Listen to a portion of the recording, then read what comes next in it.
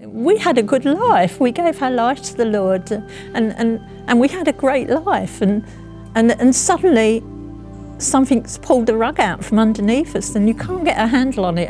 And that night, I got so angry. Ray rang the pastor, and I remember he came and he sat down beside me, and he looked up at me on the floor, and he said, "It's okay to be angry, Vi. Yeah.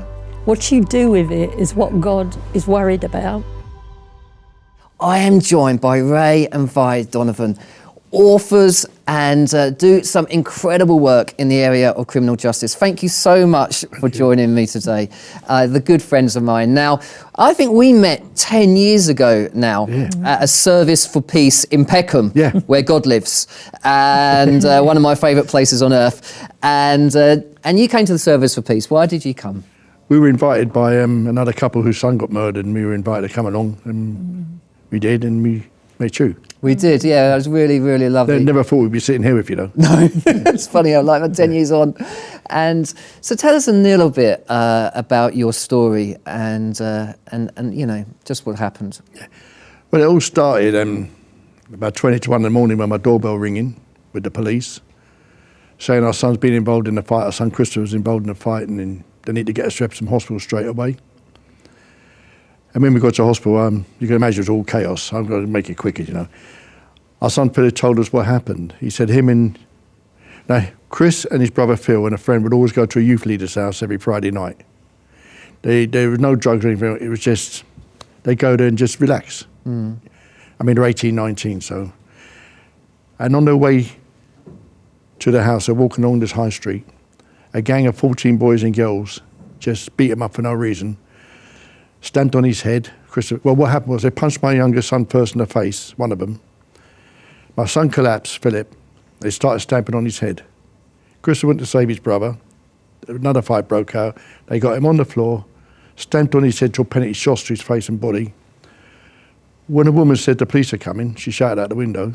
They ran, left him in the middle of this 4-lane A road. A car came over the hill, and she said in court she thought it was a bundle of rags in the road. She ran over him. His belt caught on an exhaust pipe. She dragged him 40 metres down the road. While we're hearing all this, and the doctors came in and said he's lost a lot of oxygen to the brain. So we're looking at for severe brain damage. Then 20 to 4 in the morning, when you see the police, the doctors, and the the hospital chaplain, when they walked in, we knew Christopher died that morning. I remember smashing my head off the floor and screaming my head off. I can remember running out the door thinking, this is not happening.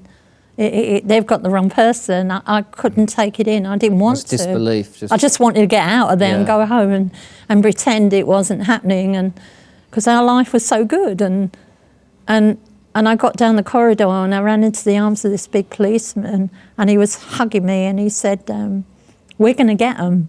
He got really angry. "We're going to get them." And I started to get angry, and I can remember all this bile, all these horrible words were coming out of my mouth. And I was shouting, and I said, "Nobody cares. No, you don't care." And he all the time was leading me back to this room, and he said, "They'll come and get you in a minute, and you're going to have to identify him."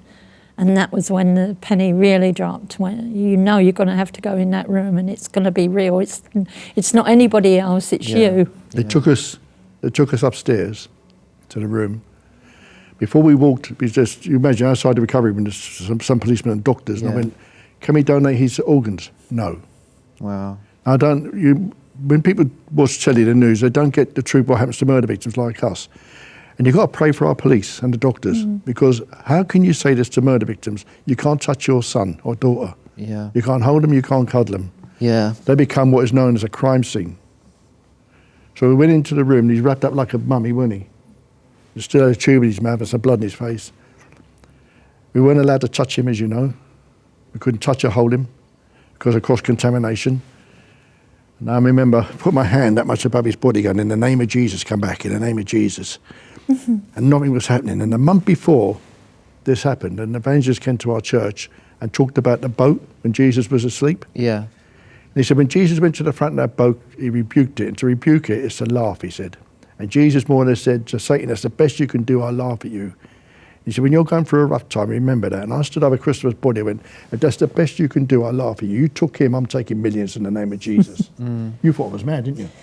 We all did. Yeah. I wasn't really where he was. No. I wasn't thinking that way. I was too angry. It's so hard, isn't it, to know, because I guess when you're in that situation, is like there's no correct or wrong way to react. It's just pure emotion. We might have been married 50 years, but we're so different. Yeah, exactly, and that's okay, and that's that. But for me, like listening and knowing you guys, how did you go about even processing grief? Because it obviously it's incredible shock, and I know Vi, you've said that you were incredibly angry as well, and presumably you felt quite angry at God at that time as well. I was angry with him because Christopher had given his life to the Lord 3 years before.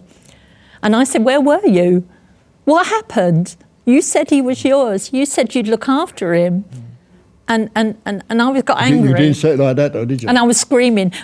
When I got home, I tried to get all the cupboards off the walls. I was literally throwing plates and everything everywhere. And Ray rang the pastor but before in our that, church. to make it worse before that, weren't it? Yeah. We were in the car coming home from the hospital, and I've got a bad background. I was brought up in Brixton and Peckham, would you believe? And I said to Vi, it was a fight that went out of hand. They didn't know when to stop. And then I said, you know what, God's going to expect us to forgive these people. That didn't really help. And Vi forgot she was a Christian in the car. I would never repeat what I said. No, but surely there's like, why us, God? Why us? Yeah, why us? We didn't do nothing wrong. Why Chris? We had a good life. We gave our life to the Lord, and we had a great life. And suddenly, something's pulled the rug out from underneath us, and you can't get a handle on it. And that night, I got so angry. Ray rang the pastor, and I remember he came and he sat down beside me, and he looked up at me on the floor, and he said, "It's okay to be angry, Vi. Yeah. What you do with it is what God is worried about. What you do with it." You see, and it's okay. Because then I felt guilty because I was blaming God. Yeah. And I was getting in this mode of, I'm angry at everybody now. And I was so volatile, nobody wanted to talk to me. He told you to be truthful, didn't he? But him just saying that, be always honest, Vi. Be honest He knows with your yourself. He's under no illusions about you. It's okay to be honest. Yeah. You And see- that is surely part of freedom, isn't it? Yeah. That sense of that it is okay not to be okay. Yeah. And actually it's really healthy to be angry at times. Yeah. And we've been saying this during this whole series that anger is a response to pain. And I guess it's what you do with that anger eventually, isn't it? Like Well, if to you make let it take root. To make our story worse, we had to wait. Let me give you a little thing first. We became Christian. We got married in 71, got divorced in 77, got back. We weren't Christians, got back together and became Christians. And we got married on the 28th of April, 2001. And Chris gets killed the 26th of May, 2001. Exactly a month later. So everything was going swimmingly for us, right? So when we went to the coroner's on a Tuesday, she took over an hour explaining his injuries. Nearly every bone in his body was broken, the brain damage, and in the end I told her to stop. Then we went to view his body, didn't we? Again, we couldn't touch him or hold him. We prayed over him. We had a policeman in the room, made sure we obeyed the rules. Came out, we sat outside. My daughter went in with her husband to pay her respects. And the coroner said, I've got bad news. I said, what could be worse than that? She said, because of the kicking in the car, I had to prove what killed Chris. To do that, I had to remove his brain, wait for an enzyme that comes out. This takes 16 weeks. You can't bury Chris for 16 weeks. Do you know what I said to her? I said, that's not my son there. My son's in heaven. You do what you want. But when we got back to our pastor's house that night, I was going to ring a few friends up. You got angry, you started to get... You can find people very easily. I know that from old days. You can find anybody. And I was going to ring up a few friends.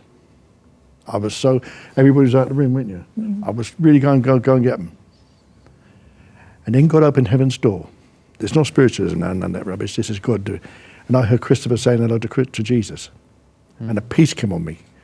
Amazing. And when you all came in the room... His face lit up like one of those lights in the studio here. It's so bright. And it was like, we all stood there quite shocked. And it was like, suddenly there was peace in all of this chaos. That peace has never left us in all these years since that night. He's never left us. Yeah. And I know that, because I know your story well, I know that this journey of forgiveness, and it is a journey, it's not like an instant thing, is it? And I remember the police saying to you, whatever you do, don't mention forgiveness. Oh yeah, that was in the court. Yeah. Yeah, the police came up to me. They said, whatever you do, please don't say. He wouldn't let anybody interview us. Any person, we weren't allowed to go and tell you nothing. But if you don't mention forgiveness, because if you do, I lose the case. The jury would just say, fair enough, he's forgiven. I did get mixed up though, Patrick. I did. I wanted to forgive, but I wanted justice. Yeah. And I read a book by R.T. Kendall, I hope I'm not allowed to say it, Yeah. Total Forgiveness. And I rang him up. And one of his men answered, I said, I've forgiven him. But also, he goes, justice goes hand in hand. I have to go to prison for what they've done, he said. I went, I thought I was wrong. I thought I was being a bad Christian wanting that. But he said, no, they have to go to prison. It took me a year to get my head around that word forgiveness, a whole year. And in that year, I was in turmoil, in and out, in and out. I wanted to forgive. I knew it was the right thing to do. But how do you do that? How can I do that? And it wasn't, it was a succession of different things and different people saying things into my life through Jesus that actually brought me through that journey. I don't know where I'd be without that. You see, I didn't push it on Vi. You know what I mean? I didn't push the forgiveness. In fact, the 2 nights after Chris, well, about 3 or 4 nights, Phil would go in his room, Vi would go in one room, I'd go in another room. And this night I said, we've all got to get together. Let's all get together now. We're going to break up. Our marriage is going to dissolve if we don't. And we got together, didn't we? Yeah. And we just talked about Chris. We all was an American hug. We all just talked about Chris and let it all out, didn't we? Our feelings and everything. Otherwise, it would have just destroyed What I us. realise is you have to choose it. You see, forgiveness is they took Christopher's life, they're not taking ours. Yeah, absolutely, yeah. And of course, you had to go to trial. Yeah. And you actually met the boys who took Chris's life and their families as well. Yes. I mean, the emotions of that moment, It's a roller and it just must have been. I can't even imagine. Are you talking about meeting the boys or Yeah, meeting the later boys on, in the court? Yeah. Well, I know you met the boys, and you met the families in the court, didn't you? I remember you. When we went into the court, they were sitting in the foyer on a murder charge, laughing and joking. Out of the 14 boys and girls, we must say, only 3 got done for murder. Yeah. The witnesses only saw 3 do the work. So they were just laughing and joking, weren't they? And you sit there and you want to get out of that chair and kind of And there's a shake policeman like them. this, isn't there? A policeman. And you think, those thoughts go through your mind. Why don't you understand what you've done? Why don't you know?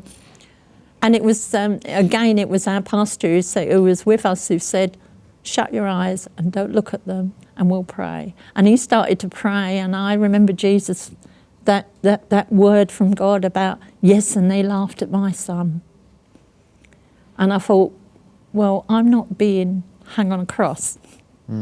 At that second, yes, I'm going through something terrible, but I'm not being hung on a cross. God said to me, if you knew the old me, you'd understand. God said to me, if you interfere with this case, I'll walk away. Justice is mine. I will give you justice. I behaved myself, didn't I? But when the day the jury went out, the lawyer came up to me, the prosecution, our lawyer, came out and went, I've got bad news. I went, what? He went, 2 will go down, 1 will walk. I went, no. God said to me, all 3 will go down for murder. Justice. No, Ray, I've been a lawyer 30 years, he said. I went, go on then, off you go. See, Ray stood on the word. Yeah. He stood on it and he wouldn't budge. Me, I was guilty. Yeah. See, we were all so different. I was up and down and in and out, and until right to the point where I said, in the courtroom, Ray looked at the families and he said, Vi, everybody loses. There are no winners. And it was that moment I looked at them, I realised there are mum and dad over there. They're going to lose their sons. Yeah. And they will get them back physically, but it will never be the same for them either. And it was that moment that I think a bit of compassion started to come back in. And a wonderful Jesus came back in and changed my heart from that moment, I guess. How we got to meet them was very strange. The boys were found guilty, were put into prison. They got life sentencing. They got 6, 9 and 10 years for murder. But people say, but they're on what's called life licence. They're out now. Yeah. And if they break the law in any way, they can go back for 99 years. So they're actually doing their time now outside prison. Yeah. So when we were on a television programme, nationwide television programme, and 2 days later a local church rang and said, I can mention his name, it's okay, Stephen's wife rang us. Stephen saw you on telly and wants to meet you. And what should we do? I said, well, give me his wife's number and I'll ring her up. So before I rang her up, I rang Vi at work. I said, here, Stephen wants to meet us. He's having nightmares. Remember you on telly? I said he should have my nightmares, Yeah, blah, blah, absolutely, blah. And yeah. Ray went, whoa, simmer down. Did we not say, when we got out of that courtroom, we got justice, No answers. but no real truth or answers? Did we not say that? And we went, yeah. And he went, the only people who can tell us that are them. So actually, we didn't go in that room to meet them with forgiveness upper mind in our head. We're going to tell them what we forgive them. In all honesty, we went in. Because I kept saying to Philip, Truth. no one gives you a smack in the face for no reason. You must have done something. You must have looked at them some way. No one hits you for no reason. They did that. We were having an argument for months, yeah? I kept saying it must have been your fault because you must have done something. I didn't. And that's what I wanted to know. So we met his wife. That was a 2.5 hour meeting. We didn't know anything about restorative justice. It was only just kicking off then. We didn't know about it, did we? No. We agreed to meet. I said to her, I didn't know he was married. Oh, well, he was on bail, she said. We fell in love, got engaged, got married in Feltham. Wow. So I still showed no remorse. People weren't trained back then and they made a muck up so it didn't go ahead. So we come 10 years later, 2011. We're sitting in a car park of a community centre. They're all out of prison. Now this 15-year-old, when he was 15, the boy murdered Chris. His last words to his dad when he was found guilty was, I didn't do nothing, Dad, I'm innocent. Those were his last words. Defiant. Yeah. Yeah. During the before the meeting, they meet. There's a lot of mediation goes on in between, and then one of the questions he asked me was, "Who do you want in the room first?" I said, "Me." She went, "Why?" I was really walked through the door and shake his hand. They went So away. you shook his hand? They went away and they came back. I said, "Why we won't shake your hand?" I said, "It's there, you can take it or leave it." Wow. So we're now in this room. The chairs are in a circle, and I'm watching the door. The handle went down, and then he walked. First thing, suit and shirt, tie, suit, everything. Really making himself look impressed, yeah? So I got up and went, "Come here." He walked over, put his arms around me, went, "Thank you." He then looked at you, didn't he? Can I hug you, he said. I said, yeah. And he was 15 when he went to prison. But here he is, 26 years old, and I'm thinking, you still look like a little boy. So I said, yeah, okay, let's hug. So I hugged him, and I said, hey, young man, we forgive you. Have the life that Chris can't have. And whoa, it was like, even just saying it now makes me cry. Yeah, I can imagine. And I thought, did I say that? It was like we all had these what do you call it? Oh, Jesus mentioned them a lot, but you put around your shoulder. Oh. Like a mantle. Like well, let's say a bag of coal on our shoulders, and it just dropped to the floor. Oh, yeah, yeah. I guess people, guys, will be watching this and you know, I mean, there's so much pain in the world and relationships are complex and unforgiveness is such an issue. And yet there'll be people watching this going, I just don't know how they did it. How can you forgive someone? It's not about how you that feel, male? Patrick, because how you feel is angry. And absolutely, that's the truth. Yeah. It's a choice. decision. It's a, No, yeah. It's a decision and it's a choice. The main thing is, when I became a Christian, God forgave me. And boy, did he have a lot of forgiving to do, yeah? He forgave me. So who am I not to forgive? I'm not God. And like I said, it's not about them. Forgiveness is not about the person, it's about you. Forgiveness is setting the prisoner free and finding out you're the prisoner. Yeah. That's the best way we could put it, isn't it? And that choice goes on every moment of every day. I'll get up in the morning, I look at his photo and Ray looks at it and you can get angry. Yeah, of course. But then you've got to say, no, I choose to forgive. You really have dedicated your lives to this now, haven't Yeah. you? Absolutely. And We want to you- see people free. Yeah, and you've been going into prisons and being restorative justice. Tell us a little bit about restorative justice. Tell us, how do they react when you go into prison? Can we just say beforehand, the second boy we met, we met him about a year and a half, a year later, wasn't it? He didn't walk in the room, he ran up to me, grabbed hold of me and cried on my shoulder. He sobbed his heart out. When we go to prisons, there's a course called, that young boy, after we were in the room, Yeah. the 6 to 15-year-old, and before he said anything to me, he said, I want to say something. Yeah, I was a 15-year-old coward. I murdered your son and I'm sorry. And that's the truth. That's all we wanted. That's the one who said, I didn't do nothing, Dad, I'm innocent. We've got the truth. Yeah. So we But- go in the prisons with Sycamore Tree and with Prison Fellowship, and we tell them a story. They know a victim of crime's coming. They don't know who it They is. haven't a clue of what crime it's going to be. It could be what they've done. And they're in this room. And up to then, it's been 3 weeks of just filling in forms and playing the game, if you like. They learn about the tax collector's act, Zacchaeus, yeah? Yeah. And how he was ripping money from the top. He was collecting taxes, putting money on top of himself and ripping people. And what do you think of him? Scumbag. Oh, look at that, yeah? But what about your victims? Yeah. What do your victims think of you? That's week 1 and 2. We come in, there's a lot of victims apart from us do it.